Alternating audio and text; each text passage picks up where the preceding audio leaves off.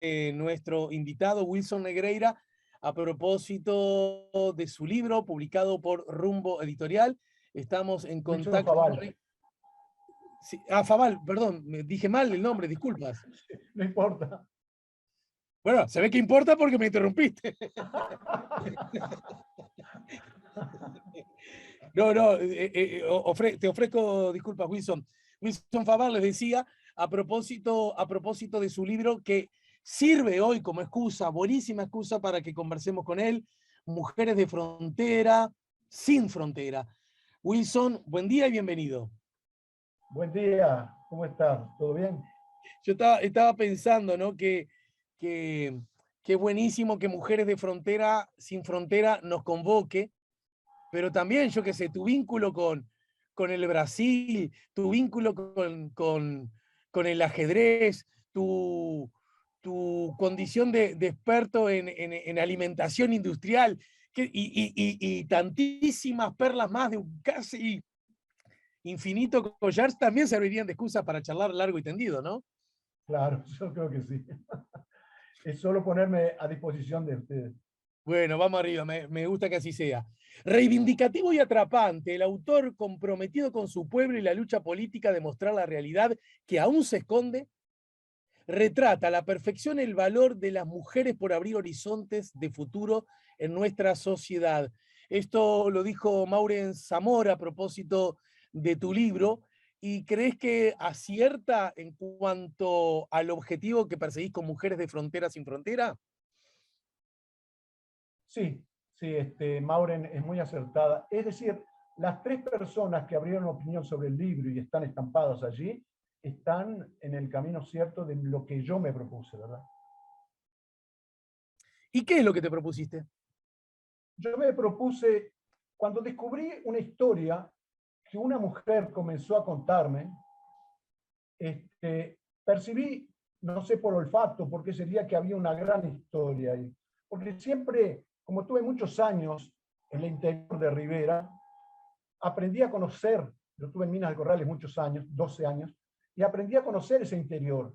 Y cuando ella empezó a contarme esa historia, y me di cuenta que estaba dentro de un círculo que comenzaba en la frontera, penetraba al Brasil, volvía al Parque Gran Bretaña y a las chacras, y volvía a la sexta sesión de Rivera, ese círculo geográfico envolvía una cantidad de cosas históricas.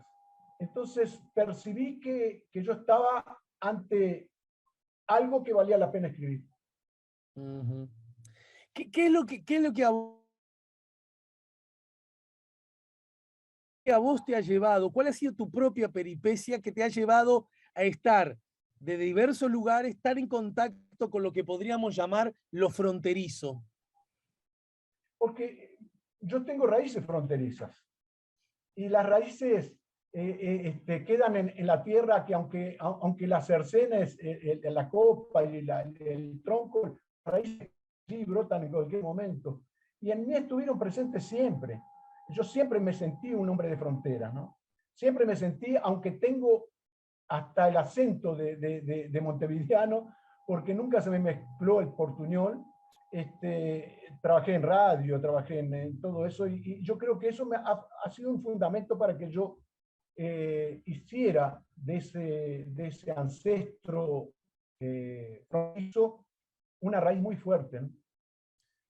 Y cuando, más allá de digamos, me da la sensación que terminó transformándose en un momento bisagra, cuando recibiste estas historias que vos dijiste, acá hay algo para contar, que fue necesario para que esa idea y acá hay algo para contar se transforme justamente en palabra escrita primero y palabra editada, transformada en libro después? El primero fue la fuerza de las historias, ¿verdad? El segundo es que estamos en una etapa muy importante para la mujer. Y cuando empecé a ver la fuerza de esas mujeres, de una colonización que penetró en todo nuestro Uruguay profundo y que se enraizó mucho, pero mucho en la frontera, en el Uruguay profundo, en Rivera, si partimos de la base que hablamos de minas de Corrales con sus minas, si hablamos de la base con que ese interior fue colonizado por españoles, vascos, italianos, algunos alemanes, y yo tengo 4 raíces siendo fronterizo, es inevitable que me empujara a plasmar esa historia de esa mujer luchadora, fuerte, dinámica, dolorida. Fue eso que me llevó a decir, esto tiene que salir a público, ¿verdad? Bien. En el libro aclarás de inmediato que en todo caso los nombres, las circunstancias son ficticias. Sin embargo, uno tiene la genuina y legítima sospecha que se apoya muy mucho en la realidad, en la verdad, en la historia, en casos, en personas, en acontecimientos, en mujeres reconocibles, ¿no? Sí, una característica que he tratado de tener es que todos mis libros, este es el tercero, no todos, este es el tercer libro, mis libros tienen base real. Desde Catarsis, que habla sobre mis ancestros, paso por Telarañas del Poder, que es la historia mía en la Amazonia, y Mujeres de Frontera sin Frontera, está la misma característica, porque yo trato de...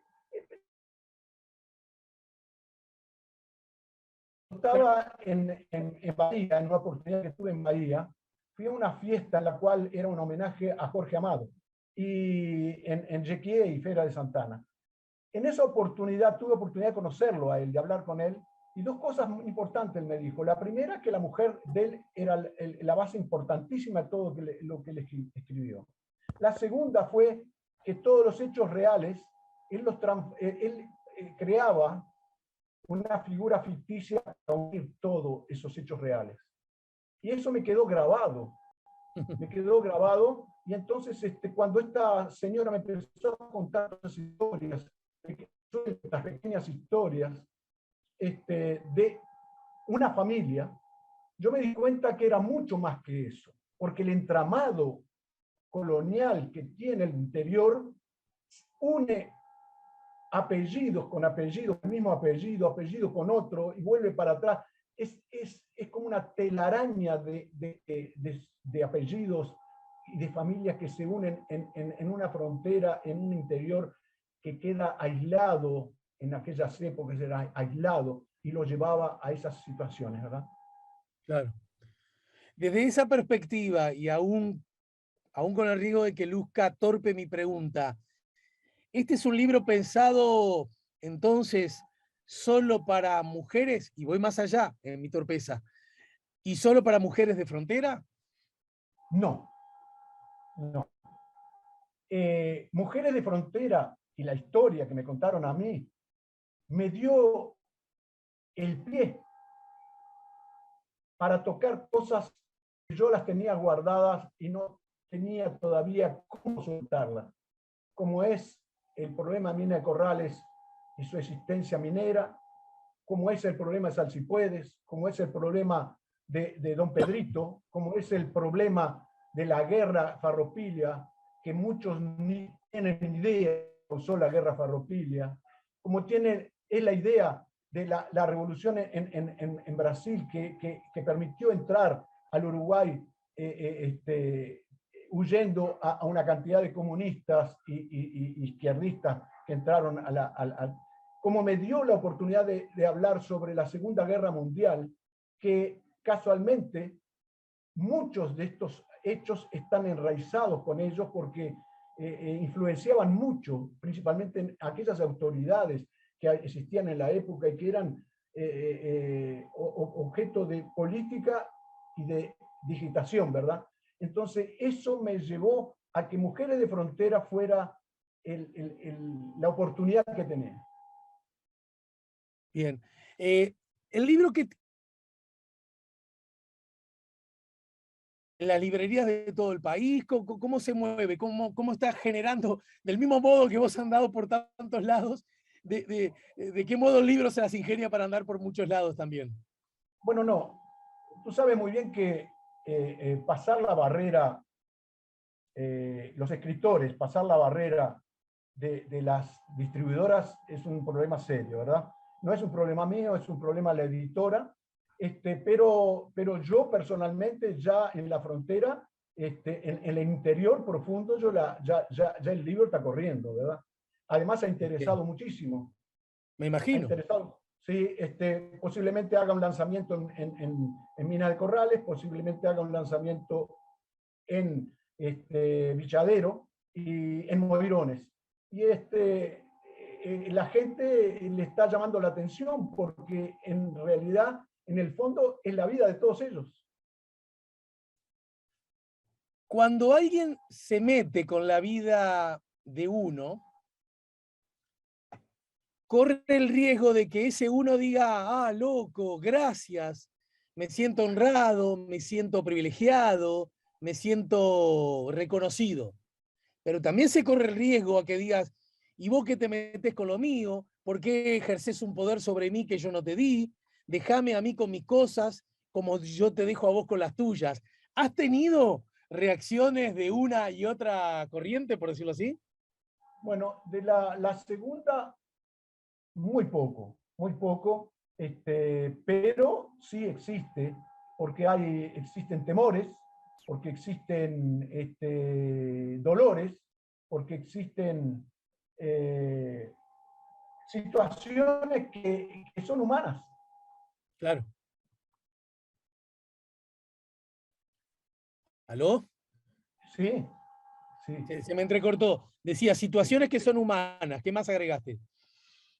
No agregué, simplemente situaciones que son humanas y que lógicamente a mí también me afectan, porque yo soy un hombre de Claro, frontera, ¿no? Es claro. decir, cuando hablo de mis abuelos en Catarsis, y mi bisabuela era una contrabandista de frontera que nadaba parada y que sufrió violencia porque fue muerta por un policía de la Guardia Aduanera que le tiró y la mató ahí en la orilla del río porque ella no había tenido contacto sexual con él. Es decir, Claro. cuando cuento esas cosas, yo las cuento y me expongo, pero trato de no exponer, por eso que puse esas, al empezar el libro, que eran todas, me previnen ese aspecto, porque cuando hablaba con la persona que me contaba la historia, yo le dije que aparezcan los nombres de la familia, ¿verdad? Claro. Entonces, así me comporté, ¿verdad? Como todas las mañanas muy temprano, cuando despertaba Ana Guyunusa y su muñeca Nina, lo primero que hacían era correr a sentarse en el umbral de la puerta, al frente de la casona. El sol naciente, el aire fresco de la mañana eran como un bálsamo. Esa mañana de 1948 no fue diferente. Era una mañana de sol brillante, que la enceguecía porque el sol a esas horas le venía de frente, naciendo en aquel cielo azul, muy azul, donde era inevitable no ver la hilera de los pájaros viajando, pero tampoco era fácil. Tenía que entrecerrar sus ojos para verlos e ir abriéndolos a medida que se alejaban. El resplandor, la luminosidad la cegaban. Le llamaba la atención el aletear, todos igualitos. Así los veía perderse. Pocos minutos después, otra bandada era esta barullenta, parlanchina, desordenada. A ella le encantaba verlos desaparecer en la distancia. No sabían a dónde iban.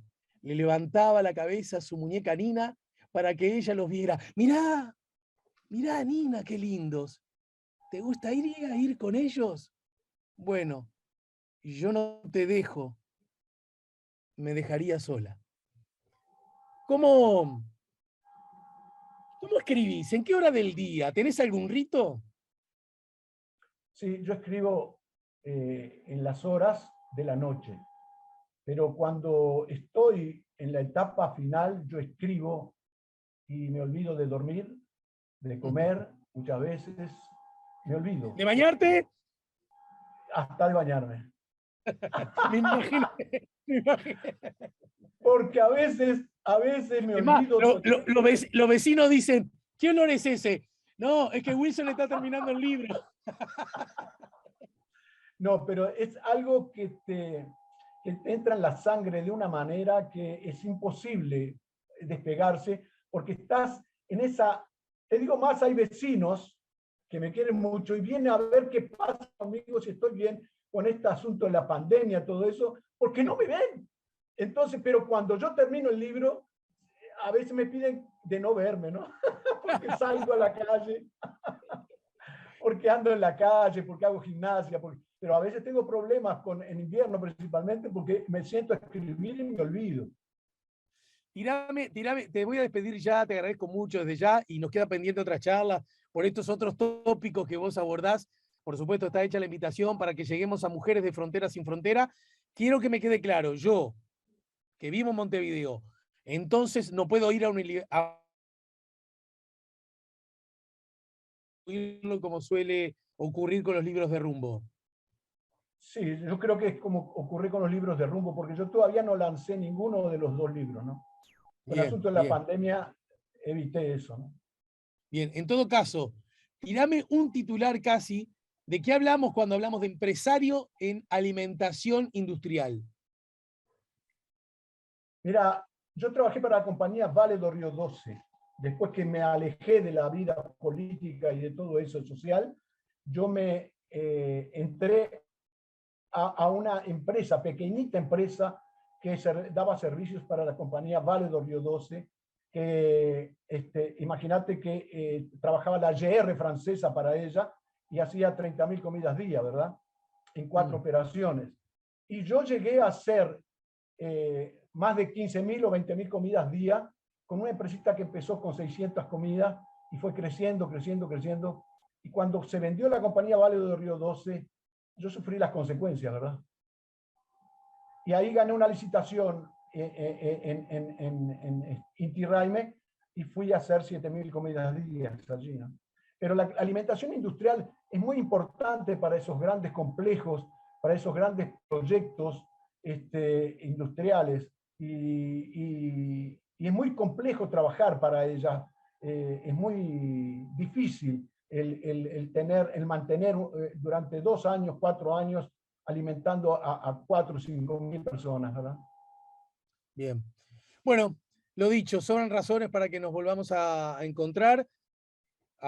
Y por esa misma razón y por este encuentro te agradezco mucho. No tienes nada que agradecerme, quien agradece soy yo. A ustedes, yo te dije que soy un hombre de radio, yo trabajé en el banco, pero trabajaba simultáneamente en varias radios y soy apasionado por la radio, ¿no? Lo que nunca me gustó mucho fue la TV, porque soy muy feo. Bueno, bueno, está bien tener cierta autocrítica. Siempre te Te mando, reconoce. te mando un abrazo y te agradezco mucho, ¿sí? Mi grande abrazo y una felicidad tenerte después de escuchar tus comentarios durante mucho tiempo. Mujeres de Frontera sin Frontera, Wilson Fabal nos acaba de ayudar a poner la mañana en camino. Ya volvemos.